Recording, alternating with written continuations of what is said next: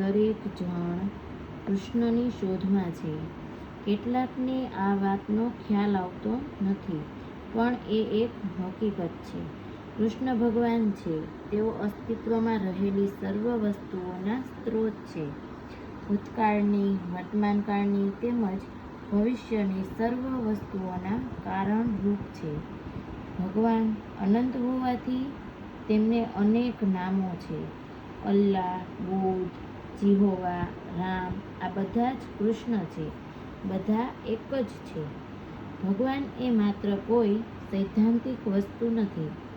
તેમને વ્યક્તિગત તેમજ વ્યક્તિત્વવિહીન એમ બંને લક્ષણો હોય છે.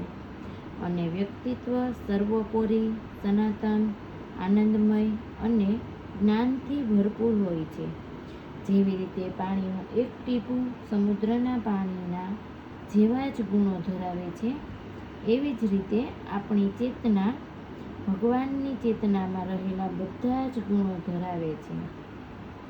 પરંતુ ભૌતિક શક્તિ જેમ કે દેહ, ઇન્દ્રિયોનો આનંદ, ભૌતિક વસ્તુઓ, અહંકાર વગેરે સાથેની આપણી આસક્તિ અને એકરૂપતાને લીધે આપણી વાસ્તવિક દિવ્ય ચેતના દૂષિત બની ગઈ છે અને મલિન દર્પણની જેમ તે શુદ્ધ ચિત્રનું પરાવર્તન કરવા શક્તિમાન નથી.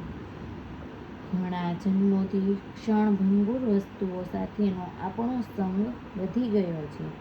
આ હાડમાંસના લોચા સમાન ક્ષણિક દેહને આપણે પોતાની જાત માની બેસીએ છીએ અને આ અસ્થાયી સ્થિતિને આપણે કાયમી માની લીધી છે. બધા યુગોમાં મહાન સાધુઓએ જીવતું જાગતું ઉદાહરણ પૂરું પાડ્યું છે કે ભગવત ભાવનાની આ સ્થાયી કાયમી સ્થિતિ દરેક જીવમાં પુનર્જીવિત કરી શકાય છે.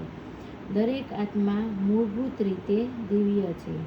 કૃષ્ણ ભગવદ્ ગીતામાં કહે છે, આ પ્રમાણે યોગાભ્યાસમાં હંમેશા પરોવાયેલા રહીને આત્મસંયમી યોગી સર્વ ભૌતિક મલિનતાઓથી રહિત થઈ જાય છે અને ભગવાનની દિવ્ય પ્રેમભરી સેવામાં પરમ સુખની સર્વોચ્ચ અવસ્થા પામે છે.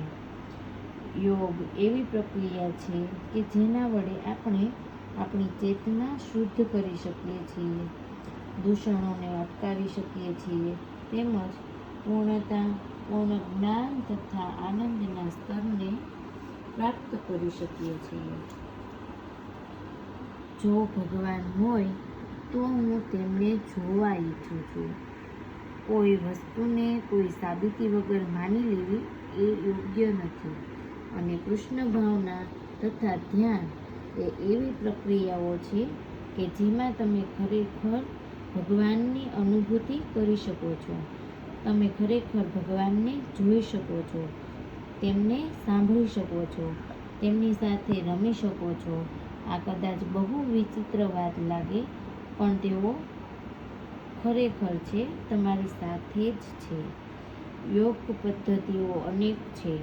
રાજ, જ્ઞાન, હઠ, ક્રિયા, કર્મ, ભક્તિ વગેરે. દરેક પદ્ધતિના અભ્યાસો દ્વારા જે તે પદ્ધતિની ભલામણ કરવામાં આવે છે. સ્વામી ભક્તિવેદાંત જેમ તેમનું નામ દર્શાવે છે એમ ભક્તિ યોગી છે.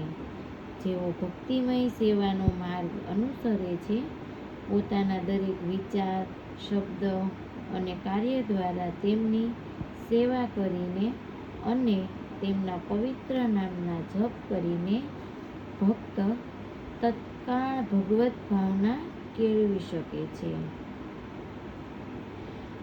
હરે કૃષ્ણ કૃષ્ણ કૃષ્ણ હરે હરે, હરે રામ રામ રામ હરે હરે. આ મંત્રના જપ કરીને મનુષ્ય કૃષ્ણ ભક્તિ પ્રાપ્ત કરી શકે છે.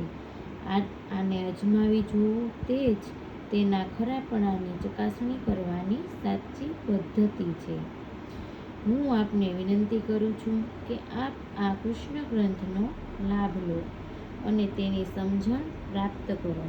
હું એવી વિનંતી પણ કરું છું કે આપ આ સ્વયં સિદ્ધિ પ્રક્રિયા દ્વારા આપના ભગવાનને પામવાની ક્રિયાનો શુભારંભ હમણાંથી જ કરો અને શાંતિને એક તક આપો.